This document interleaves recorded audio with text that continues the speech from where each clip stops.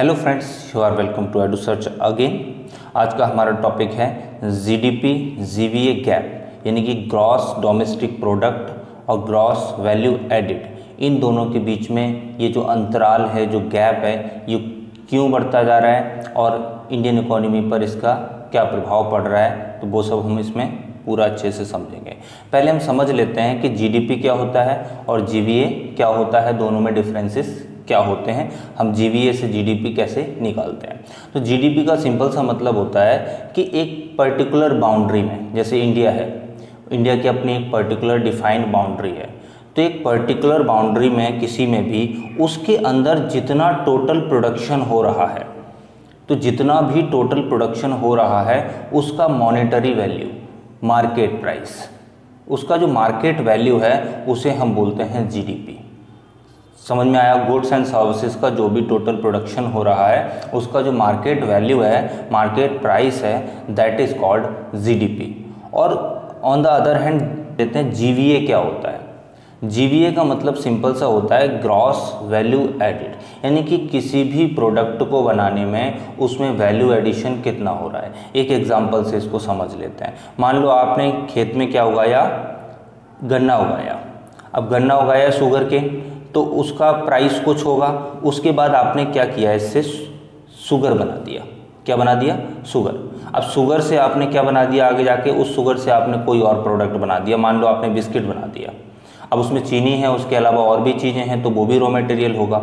तो मान लो कि गन्ने का प्राइस कितना था, 10 रुपये था, ठीक है, और इसमें और भी जो आटा लग रहा है और भी चीज़ें लग रही हैं, उन सब का मान लो कि कितना था, उनका भी 10 रुपये था।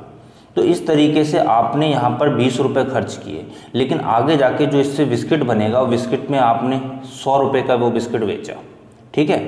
तो स्टार्टिंग में कितना था, 20 रुपये आपका इनपुट कॉस्ट था, और उसके बाद आपने उसको 100 रुपये में बेचा। तो इन दोनों में अगर हम डिफरेंस निकालें तो कितना आ रहा है, 80 रुपीज़ आ रहा है। तो ये 80 रुपीज़ जो है, ये है हमारा ग्रॉस वैल्यू एडिड। समझ में आया होगा आपको कि जीडीपी क्या होता है और जीवीए क्या होता है कि जीवीए से, यानी कि ग्रॉस वैल्यू एडिड से हम जीडीपी कैसे और किस तरीके से दोनों में अंतर होता है। तो GDP is equals to GVA, जो भी आपका जीवीए होता है, प्लस इसमें टैक्सेस, जो भी गवर्नमेंट टैक्सेस कलेक्ट करती है वो, माइनस जो भी गवर्नमेंट सब्सिडीज देती है। तो ये होता है जीडीपी का जीवीए के फॉर्म में फॉर्मूला। यानी कि जितना भी आपका ग्रॉस वैल्यू एडिड है उसमें अगर हम गवर्नमेंट के टैक्सेस को ऐड कर देते हैं और सब्सिडीज़ को माइनस कर देते हैं, तब हमें क्या मिलता है, हमें जीडीपी मिलता है। तो ये अगर आपको अच्छे से समझ में आ गया है तो आगे की चीज़ें आपके लिए काफ़ी आसान हो जाएंगी और हम टॉपिक में आगे बढ़ते हैं। Gross domestic product and gross value added, two measures of India's economy yet again grew at widely different paces, leading to a gap between them। यानी कि जीवीए का जो प्रोग्रेस है, यानी कि जीवीए की जो ग्रोथ है और जीडीपी की ग्रोथ है, इसमें बहुत ज़्यादा अंतर देखने को मिल रहा है। तो उसके पीछे कुछ वजह होंगी जिनको हम आगे डिस्कस करेंगे। पहले समझ लेते हैं यहाँ पर इस ब्लॉक में क्या दे रखा है। यहाँ पर आपको बता रखा है कि जीडीपी और जीवीए में क्या अंतर होता है। तो पैरामीटर्स कुछ दे रखे हैं, डेफिनेशन यहाँ पर दे रखी है, जो डेफिनेशन हमने देखी थी कि इसकी क्या डेफिनेशन है। So GDP is the market value of all final goods and services produced within the territorial boundaries of a country for a given period. तो वही एक पर्टिकुलर टाइम के लिए, एक साल के लिए जो भी आपने टाइम बना रखा है, तो एक साल के लिए उस पर्टिकुलर टेरिटरी में, उस पर्टिकुलर बाउंड्री में कितना प्रोडक्शन हो रहा है, उसकी market value. And after that GBA जो अभी हमने देखा, उसमें जीबीए में हम क्या करते हैं कि कोई भी गुड्स और सर्विसेज है ना, जो प्रोड्यूस की जा रही हैं, तो उनमें वैल्यू एडिशन कितना हो रहा है, टोटल वैल्यू उसकी कितनी है, और उसमें से हम इनपुट कॉस्ट को घटा देते हैं और रॉ मटेरियल जो भी लग रहा है उसको हम घटा देते हैं, माइनस कर देते हैं। After that we get what, gross value added. अब मेज़रमेंट का तरीका क्या है, तो मेज़रमेंट का तरीका ये है कि जो जीडीपी होता है वो एक आउटपुट इनकम को बताता है, यानी कि प्रोडक्शन आपके यहाँ कितना हो रहा है। इसकी डेफिनेशन में यही तो है कि उसका फाइनल प्रोडक्शन क्या हुआ और उसकी मार्केट वैल्यू। तो ये आउटपुट इनकम को बताता है और इसको हम दूसरे तरीके से एक्सपेंडिचर अप्रोच से मेज़र करते हैं। एक्सपेंडिचर अप्रोच का फॉर्मूला होता है, आपने सुना होगा, चिगजम बोलते हैं इसको। चलो हम इसको समझ लेते हैं। This is what, this is called CIGXM formula. C for consumption, यानी कि कितना कंजम्पशन हो रहा है, यानी कि कितनी कंज्यूमर गुड्स हैं, इनकी गुड्स की डिमांड कितनी है। सेकेंड है इन्वेस्टमेंट, यानी कि टोटल कितना इन्वेस्टमेंट किया जाता है वो भी मेज़र किया जाता है। इसके अलावा गवर्नमेंट के द्वारा कितना एक्सपेंडिचर किया जा रहा है वो मेज़र किया जाता है। और एक्सपोर्ट को प्लस करते हैं और इंपोर्ट को हम माइनस करते हैं, तब जाके हमें क्या मिलता है, GDP मिलता है। ये कंजम्पशन वाला मेथड है, एक्सपेंडिचर मेथड है GDP को कैलकुलेट करने का। चलो, it is measured by output reach and used as a proxy for GDP। और इसको एक कैसे प्रॉक्सी की तरह, अभी हमने देखा था फॉर्मूला क्या था, GDP is equals to GVA plus taxes minus subsidies. तो यहाँ पर जो आपका ग्रॉस वैल्यू एडिड है वो GDP के लिए क्या है, प्रॉक्सी की तरह काम कर रहा है, यानी कि उसके थ्रू हम क्या GDP को निकाल सकते हैं। अब टेक्निकल रिलेशनशिप दोनों का क्या होता है, जो अभी हमने यहाँ पर देखा है, GDP equals to GVA, gross GVA जो होता है, एंड प्लस होता है net taxes on products minus net subsidies on products. तो जो अभी हमने देखा था वही यहाँ पे फॉर्मूला दे रखा है। अब पर्पज क्या होता है दोनों का, तो GDP क्या बताती है कि GDP is an internationally accepted measure of overall economic growth in a country. इसीलिए अभी हम प्रेजेंट में GDP को ही एक्सेप्ट कर रहे हैं, अपना रहे हैं, अडोप्ट किया हुआ है इसको, क्योंकि ये इंटरनेशनली रिकॉग्नाइज्ड होता है। एंड सेकेंड यहाँ पर दे रखा है इसमें, GVA is use to measure sector wise details of economic activity from the production side, यानी कि कितना वैल्यू एडिशन हो रहा है पर्टिकुलर सेक्टर में, सबसे सेक्टर की वजह से। जैसे मान लो एक चाय है, चाय की कीमत कितनी होगी, अगर उसमें टोटल इनपुट कॉस्ट हम देखें तो मान लो कि 5 रुपये लग रहे हैं उसमें, लेकिन आपने एक बड़े अच्छे से होटल में जाके वहाँ पर पी रहे हो, वहाँ पर लोग लगे हुए हैं, वेटर लगा हुआ है, मैनेजमेंट सिस्टम है, तो वो क्या है, वो आपको सर्विस प्रोवाइड कर रहे हैं। तो उन सर्विसेज की वजह से वही चाय 5 रुपये की आपको 100 रुपये में मिल रही है। तो यहाँ पर वैल्यू एडिशन कितना हुआ, 95 रुपीज़। तो आप देख पा रहे हैं कि डिफरेंट सेक्टर्स को बताती है, सर्विसेज सेक्टर की वजह से वैल्यू एडिशन कितना हो रहा है ना, सेकेंडरी सेक्टर की वजह से कितना हो रहा है, प्राइमरी सेक्टर में क्या काम हो रहा है। तो इस तरीके से डिफरेंट सेक्टर्स के बारे में बताती है। अब हम आगे बढ़ते हैं। अब भारत में GVA की क्या स्थिति है यहाँ पर बताया हुआ है। So in 2015 as part of comprehensive review of GDP measurement approach, GVA at basis price, GVA का जो हमारा बेस ईयर है वो कितना है, 2011-12। ये आपको याद रखना है, प्रीलिम्स में पूछ लिया जाता है। पहले हम कंट्री की कंडीशन को देखने के लिए, हमारे यहाँ प्रोडक्शन की कंडीशन क्या है, हम इकोनॉमी को मेजर करने के लिए GVA को अपनाते थे। So across the economies various sectors in India to confirm with the UN system of national accounts 2008। तो UN system of national accounts है, उसके अकॉर्डिंग हम GVA को अडॉप्ट कर रखा था हमने। Earlier India used GVA at factor cost to measure overall economic output. GVA को हम किस पर लेते थे, पहले फैक्टर कॉस्ट पर लेते थे। होती है आपकी मार्केट प्राइस। मार्केट प्राइस में क्या होता है, जब हम फैक्टर कॉस्ट में टैक्सेस को प्लस कर देते हैं और सब्सिडीज़ को माइनस कर देते हैं, तभी तो वो हमें प्रोडक्ट मिलता है। जैसे मान लीजिए आप फेस वॉश लेने के लिए गए, तो फेस वॉश में क्या होगा, टैक्सेस को भी क्या किया गया होगा, प्लस किया गया होगा।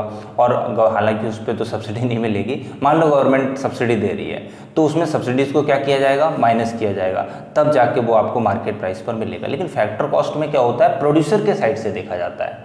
तो प्रोड्यूसर ने जितना अपना वैल्यू एडिशन उसमें किया और फाइनली जो आपको मिला है, तो वो क्या है, आपका फैक्टर कॉस्ट है। उसमें सब्सिडीज़ को और टैक्सेस को इंक्लूड या एक्सक्लूड नहीं किया जाता है। तो this is called factor cost. I hope कि आपको ये चीज़ समझ में आई होगी। आगे बढ़ते हैं, हम इसमें क्या दे रखा है। आगे है the quarterly and the annual estimates. जो क्वार्टरली यानी कि तिमाही और जो वार्षिक अनुमान होते हैं वो कौन लगाता है, GVA का वो लगाता है NSO यानी कि नेशनल स्टैटिस्टिकल ऑफिस हमारा। इसमें हम अलग अलग 8 सेक्टर्स को देखते हैं जिसमें गुड्स एंड सर्विसेज इंक्लूड होती हैं। उन्हीं से मेजरमेंट किया जाता है कि GVA की कंडीशन इंडिया में क्या है। तो उन 8 सेक्टर्स का यहाँ पर जिक्र किया गया है, तो वो क्या है हम देख लेते हैं एक बारी। There are different 8 sectors here. First is what, mining and quarrying. Second, manufacturing. Third, electricity, gas, water supply and other utility services. And fourth, transportation से संबंधित है, trade, hotels, transport, communication and services related to broadcasting. And after that financial, real estate and professional services, construction, public administration, defense and other services, and agriculture, forestry and fishing. So these are different 8 sectors which are given here, and these are so important that you should learn these, because ये सीधे सीधे आपसे prelims में पूछ लिए जाएंगे कि हमारे यहाँ जो GBA का मेजरमेंट करते हैं तो उनमें डिफरेंट सेक्टर्स कौन से हैं। 2-4 सेक्टर आपको दे दिए, एक अलग दे दिया, तो उसको आपको एक्सक्लूड करके अपने फाइनली आंसर तक पहुँचना होगा। तो हम आगे बढ़ते हैं अपने टॉपिक में। अब आगे है gap between GDP GBA and its reasons. ये गैप क्यों आ रहा है, इसकी वजहें क्या है, तो वो पहले आपको यहाँ पर बता रखा है। पहले तो ये बता रखा है कि उनमें अंतर क्यों है, क्योंकि एक जो है वो बेस प्राइस पे लिया जाता है ना, जो GDP है। So the GBA is used as proxy for GDP। तो अभी हमने देखा वो GDP के लिए क्या होता है, एक प्रॉक्सी की तरह काम करता है, but they are not same because of the basic difference of GDP being calculated at market prices. जो GDP है वो मार्केट प्राइस पर कैलकुलेट की जाती है, बल्कि जो GBA है उसे हम बेसिक प्राइस पर कैलकुलेट करते हैं। So it leads to gap between GDP and GBA। एक ये कारण है, दूसरा ये भी कारण है कि उसमें अंतर आ जाता है, क्योंकि जो सब्सिडीज हैं और टैक्सेस हैं उनमें भी वेरिएशन आता रहता है। कभी सब्सिडीज़ बहुत ज़्यादा बढ़ जाती हैं, जैसे अभी कोरोना का टाइम चल रहा था तो टैक्सेस तो गवर्नमेंट ने बहुत कम कर दिए थे, लेकिन जो सब्सिडीज़ हैं वो बढ़ा दी थी। तो इससे भी अंतर देखने को मिलता है। तो वो क्या कारण है यहाँ पर आपको सारे दे रखे हैं कि in financial year 21 the GDP growth lagged GBA growth by 180 basis points, यानी कि जो GDP है वो GBA से 180 बेसिस पॉइंट्स पीछे थी। ठीक है, वो किसकी वजह से थी, क्योंकि सब्सिडीज़ बहुत ज़्यादा बढ़ी थी।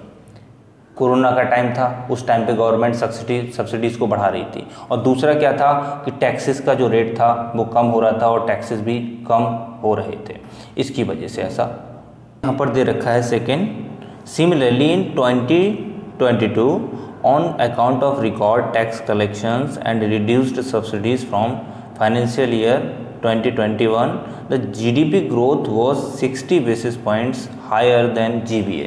अब यहाँ पर क्या रहा कि GBA की कंपैरिजन में GDP ज़्यादा रही, क्योंकि टैक्स कलेक्शन बढ़ा कोरोना से जब उभरा, और इसके अलावा जो सब्सिडीज़ पहले ज़्यादा दी जा रही थी वो सब्सिडीज़ कम हुई।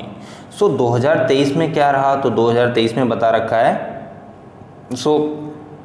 2023 में क्या रहा, 2023 में बता रखा है कि the GDP GBA divergence is likely to continue with GDP growth lagging GBA once again on account of, क्या कारण थे जिसकी वजह से फिर से पुरानी वाली 21 वाली स्थिति आ गई, तो इंक्रीजिंग सब्सिडीज़, है ना। सब्सिडीज़ बढ़ जाती हैं, फर्टिलाइज़र पे सब्सिडी है, और भी बहुत सारी जो कमोडिटीज़ हैं उन पे भी सब्सिडीज़ बढ़ी थी। और उसके बाद फ्यूल टैक्स कट्स, और फ्यूल टैक्स जो था उसको कट किया गया था, क्योंकि आपको पता है इंटरनेशनल मार्केट में अनिश्चितता का दौर था, तो वहाँ से क्रूड ऑयल ही महंगा मिल रहा था। अगर यहाँ पर बहुत ज़्यादा अगर टैक्सेस लगा रहे हैं तो फिर पब्लिक नाराज़ होनी है, तो यहाँ पर आपको पता है कि वो अपने वोट बैंक को भी संभालना होता है गवर्नमेंट को, तो इसलिए फ्यूल टैक्स को भी काफ़ी कम किया गया था, जिसकी वजह से क्या हुआ कि वो पुरानी वाली 21 वाली स्थिति आ गई। अब हम आगे बढ़ते हैं। यहाँ पर बता रखा है आपको utility of GDP and GBA under different circumstances, यानी कि इनकी यूटिलिटीज़ क्या हैं, उपयोग क्या हैं। तो यहाँ पे क्या दे रखा है, GDP data presents the state of the economy from consumer side. CIGXM वाला हमने देखा था, तो क्या था उसमें, पहले कंजम्पशन था, I फॉर इन्वेस्टमेंट, है ना, G for government expenditure, export ये हमने प्लस किया था ये सारा कुछ, तो इसमें क्या था एक्सपोर्ट, और माइनस किया था हम उसमें क्या, इंपोर्ट। तो ये बताता है कि ये कंज्यूमर साइड के हिसाब से बताता है, डिमांड साइड को बताता है। ठीक है, so with other factors expressed as an equation, जो इक्वेशन हम ऑलरेडी देख चुके हैं। ठीक है, तो ये क्या है, ये पॉलिसी मेकर्स के लिए, इन्वेस्टर्स के लिए और अदर्स के लिए इम्पॉर्टेंट हो जाता है कि GDP का मेजरमेंट बताता है कंजम्पशन साइड क्या है, कि मान लो कोई पॉलिसी मेकर है तो भाई उसी हिसाब से पॉलिसी बनाएगा ना, जिस तरीके से लोगों की डिमांड है, लोग जिस चीज़ का कंजम्पशन ज़्यादा कर रहे हैं। इन्वेस्टर है, कोई इन्वेस्टमेंट अगर मान लो करेगा यहाँ पे, अब यहाँ पे आपको ज़्यादातर वेजिटेरियन है, ठीक है, तो नॉन वेजिटेरियन फूड में वो कम इन्वेस्ट करेगा ना, यहाँ पे वेजिटेरियन की तरफ ज़्यादा जाएगा, तो पॉलिसी बनाने में भी ये हेल्प करता है। एंड अदर्स में क्या दे रखा है, identify health of an economy, इससे हमारी इकोनॉमी की जो हेल्थ है वो भी पता चलती है कि किस तरीके से ये ग्रोथ के दौर से गुजर रही है या फिर इसमें रिसेशन आ रहा है। एंड इसके बाद और क्या बताती है, ये स्टैंडर्ड ऑफ लिविंग को भी बताता है, प्राइवेट कंजम्पशन कितना ज़्यादा हो रहा है ना, और लोगों की इनकम क्या है, तो ये हमें जीडीपी से सारा कुछ पता चल जाता है। एंड आफ्टर दैट क्या है जीडीपी के बारे में, मेक क्रॉस कंट्री एनालिसिस, क्योंकि ये जो पैरामीटर्स इसमें लिए जाते हैं एक्सपेंडिचर के बारे में, है ना, एक्सपोर्ट कितना हो रहा है, इन्वेस्टमेंट कितना हो, सारा कुछ इस एग्जाम वाले फार्मूले में लिया जाता है। तो क्रॉस कंट्री एनालिसिस पता चलता है कि भाई यूएसए में क्या कंडीशन है, चाइना की क्या कंडीशन है, हम उनसे कितने पीछे हैं या किसी से कितने आगे, तो इससे भी हमें एक ओवरऑल इसके बारे में जानकारी मिलती है।